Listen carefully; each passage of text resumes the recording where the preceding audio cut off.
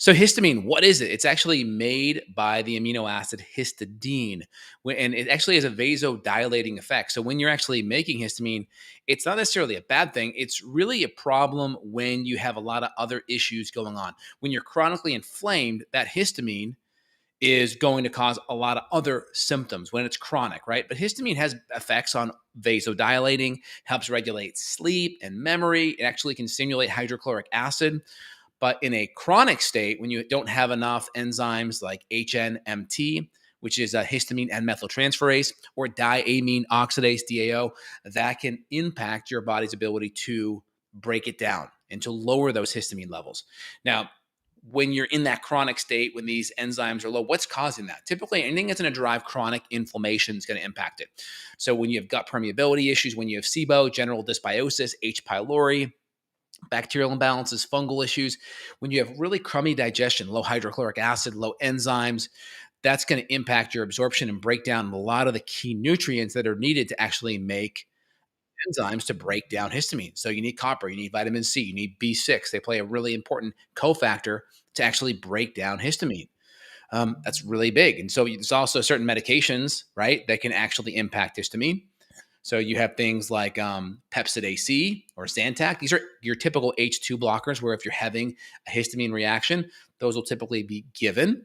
You have your general antihistamines, Allegra, Zyrtec, Benadryl, like they kind of make you tired or woozy, right? You have those. And then a lot of antidepressants and NSAIDs can also make you more histamine sensitive.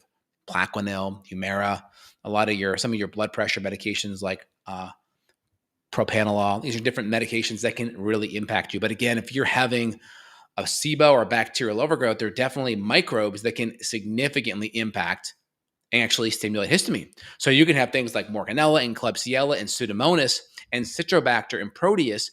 They can actually stimulate and make histamine. Now, the question is, why do you have these microbes to begin with? You could have exposure to antibiotics in the past. You could have lots of low levels of beneficial bacteria like probiotics. Lactobacillus, bifidobacter, these at Lactobacillus acidophilus, right? Plantarum. These are different beneficial bacteria. One, if you don't get it in your diet via fermented foods, or if you're just get a lot of, have a standard American diet, you're not getting fermented foods, or you're getting a lot of antimicrobials in your diet via Roundup, glyphosate, pesticides, antibiotics. Those can significantly impact bacteria as a whole. And then the weeds, right? The bad bacteria like the Morganella, the Klebsiella, the Pseudomonas, these can now cause the bugs to grow faster, right? You don't ever have to grow weeds, right? You have to grow the good stuff. You have to put the good stuff in there, but weeds and dysbiosis grow automatically. So it's really important that we be on top of that and get to the root on what's happening there. And so outside of that, what are some common symptoms of histamine? You can feel nauseous. You can have vertigo issues, right? Dizziness. You can have difficulty falling asleep. You can have headaches, fatigue. You can just be really inflamed or swollen, right? Flushed.